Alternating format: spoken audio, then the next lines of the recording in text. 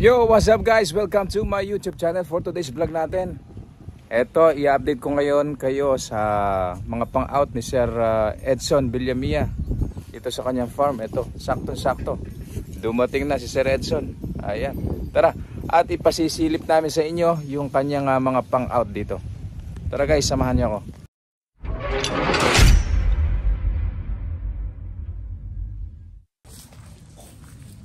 So ayan guys, ito tayo ngayon, papasok tayo sa farm ni Sir Edson. Ayan, kumusta Sir Edson? Ayan, long time no see. Long time no see din po. Ayan, meron tayong mga pang-out dito kay Sir Edson. Sir, asan yung mga pang-out natin? Ipakita nga natin. Ito, pang-out po ito. Sir, ito, magkano ito? Ang ano po niya, 7.5 po. 7.5, mga katakam. Ilan na po? 5 months old. 5 months old, isang brown head bower. Ayan, baka kursunada nyo. Ito po yung nanay niya, isang traditional brown head. Baka kursunada nyo. Isang back na 5 months old, 7,500. Ayan. Ano pa? Ito po, may sampa na po ni Daniel. Ito po, may sampa na raw po ni Daniel. Kung napanood nyo po yung ating previous vlog, yun pong dappled na black, yun po si Daniel. So ang nakakasta dito at ang tatay na nitong ilalabas, si Daniel na po. So ang possible na maging kulay ng anak nito is black head. Kadalasan po kasi yung mga naging anak ni Daniel is black head. Ayun, kagaya nung ayun, nasa malalayo. So tara, ipasilip pa natin yung ating pang-out. Sir, magkano kung i-out natin? 18 po yan. Mga katakam, ito, hindi na kayo maghihintay na magpalaki. Ito, maghihintay na lang kayo ng panganganak nitong ating brown head traditional na to. Sa halagang, ha? July po yung anak niya, 18 mil po. Okay. Sa halagang 18,000 pesos, meron ka ng buntis. Kayo na po ang bahalang magpaanak nito. 18,000 pesos. Ilang buwan na po siyang buntis? Ay, 1 month. Ay, sa July po kasi nakasasampa-sampa lang po. July pa siya manganganak. Opo, So mga katakam, July, first week lang po ng July. First week ng July, ayan, manganganak na po ito. Kung kursunada nyo po, pwede po kayong tumawag or mag-text dito kay Sir Edson. Sir Edson, pakisabi nga ulit yung ating contact number para sakaling kung may makursunadahan sila sa ating iba-vlog ngayon, ay pwede nila tayong kontakin sa 0955 29 52 316. Ayan po yung kanyang number. Pwede po kayong tumawag or mag-text. Kung magpapareserve po sila, magkano po ba ang reservation fee, Sir Edson? 9 po. Malahati po ng sa ano natin. Okay.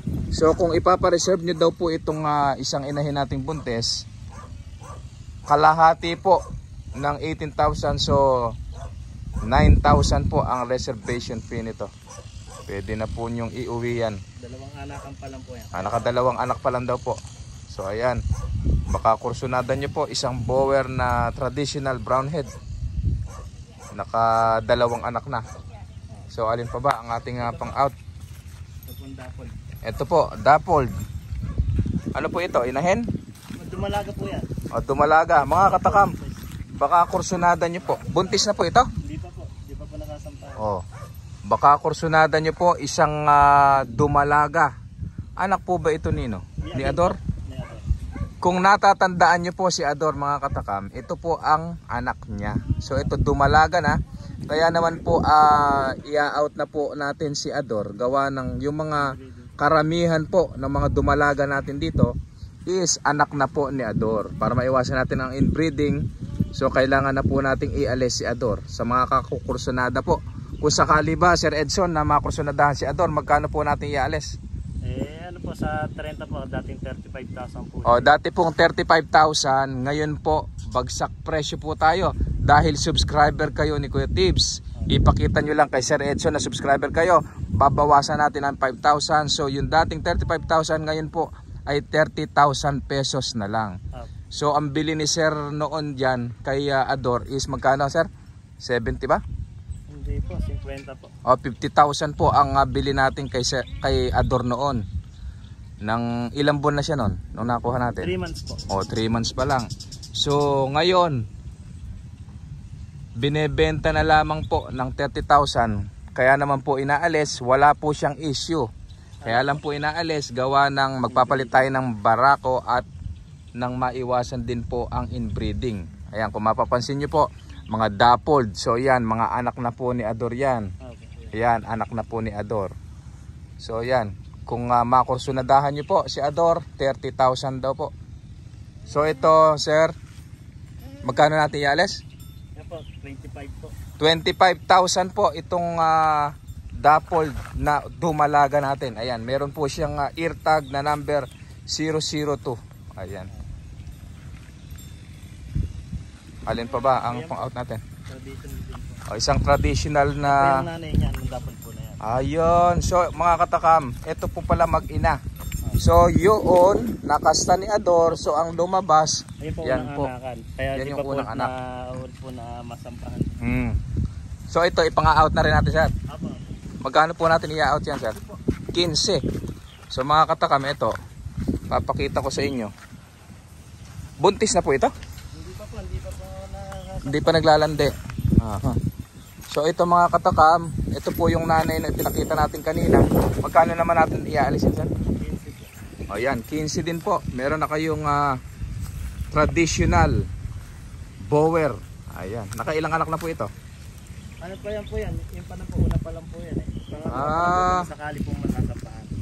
So yun mga katakam, unang anak pa lang niya. Kung makakasta siya ngayon, so magiging pangalawa pa lang. Apo. Kapag kinuha nyo to at naglalandi, bibigyan na daw po tayo ni Sir Edson ng libreng stud dito. Libre. Ayan mga katakam, narinig nyo naman, libreng stud na kapag kayo ay nakakuha ng inahin dito kay Sir Edson. Sir, yung complete address nga natin pala dito at mga nagtatanong yung ating mga subscribers, saan ang complete address natin? Cabanatuan City, Nueva Ecija po, Cruz Roja, Purok 2, America Station. Purok 2, Cruz Roja, Apo, America Cabanatuan City. Apo. Ang palatandaan nyo po pagka kayo ay nasa Cruz Roja, pagka nakita nyo yung Americas Fuel Station, sa tapat po ng Americas Station, meron pong eskinitang papasok. Papasok po kayo dire-diretso. Pagdating nyo ng dulo, meron po kayong makikita. Ano yung palatandaan natin dito? Mga balag po ng kulay po. Tapos may makikita po silang treehouse po doon. May treehouse doon sa may kanto, kakaliwa, dire-diretso, yung dulo. Ito po, yung dulo. Ayan, makikita nyo na po itong mga matatanaw nyo na po ito. Ayun, merong mga kalamansian ako natatanaw doon. Ito yung kanyang pastulan dito sa Cruz Roja. Purok 2 daw po ito. Purok 2, Cruz Roja, Cabanatuan City, Nueva Ecija. Sa lahat po ng gustong bumili, tumingin, sumilip, bumisita. Kung gusto nyo pong makita ng personal itong mga binebenta ni Sir Edson dito, pwede po kayo sumadya dito. Malapit lamang po sa highway. Kung kayo ay pupunta ng Cabanatuan, madali lang pong puntahan, madali lang pong makita. So ayan yung ating mga pang-out. At silipin pa natin yung ibang pang-out dito. Sir, ito, kaganda naman itong... Kasi nang ipapalit po natin kay Ador, si Baki po. Ayun, so mga katakam, si Ador po ay pang-out na. So ngayon, ito po yung ating gagamitin. Ilan po na po ito? 2 months po. Mga katakam, tingnan nyo kung gaano kalaki. 2 buwan pa lang ito. Isang blackhead na dapple din, oh. Mga katakam. Nagbablog po kami.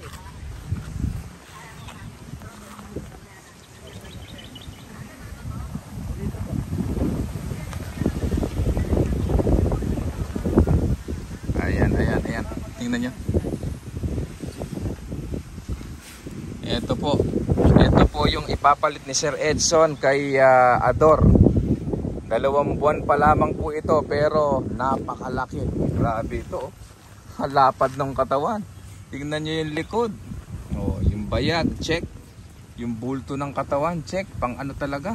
Pang breeder talaga. Ayun po yung anak ni Triton ng Batangas. Ito pong si Baki ay anak daw po ni Triton ng Batangas. Kung kilala nyo po si Triton, isang sikat na mambubulog dyan sa Batangas. Ito po ang anak. So, imported si Triton galing ng ano po? Batangas po yan In-import galing ng Australia, tama po ba? Oo. So, ito po ang anak. So, ito po yung gagamitin naman ni Sir Edson ngayon na pang bulog sa kanyang mga inahin. So ayan, napakaganda oh. Baka po makursunadahan nyo si Ador. Nakita nyo naman po sa ating mga previous vlog, napakaganda rin ni Ador. Isang bower na dappled. Ayan, andun. Pinastol ni Sir doon sa kanyang talungan para kumain. Medyo hiniwalay ni Sir gawa ng yung ibang mga buntis ay nahahabol. Delikado po. Oo. Mahirap na baka makunan. So ayan yung kanyang pastulan dito. Napakaganda ng farm ni Sir Edson dito. So mga katakam, ito ang isang tip sa inyo. Yung mga bago nag-aalaga ng kambing, dapat meron kayong pastulan. Yun ang number 1 na titingnan nyo. Kailangan meron silang sugahan or pastulan or makukuhanan ng pagkain. Kasi kawawa naman ang ating mga kambing kung kayo ay walang makukuhanan ng pagkain, magugutom sila. So magpapaalam na muna tayo at ipapakita naman natin yung ilang kambing doon na pang out ni Sir. So ito pa lang yung ating naipakita. Ulitin ko po para hindi nyo makalimutan. Yun po, tama po ano? Ayun po yung mga pang-out po. Oo. Ayun. Magkano yun Sir? 15. Tapos yung anak niya, yung anak ni Ador Dumalaga, 25,000. Yun, 15. Tapos po, ito, ala? Yung kanina. Ayun, yung 18,000. Ayun po. Yan yung 18,000. Pwede po kayong mag-down ng kalahati, 9,000. Ayan. Tapos, ipakita pa natin doon. Magpapaalam na muna ako at para hindi nyo makalimutan, ipakita naman natin sa inyo yung mga pang-out pa ni Sir Edson doon sa likod. So hanggang dito na lang. Para sa mga bago pa lang sa akin channel, please subscribe at i-click nyo na rin ang notification bell para lagi tayong updated sa aking mga susunod na video. Have a nice day. Happy farming everyone. Thank you.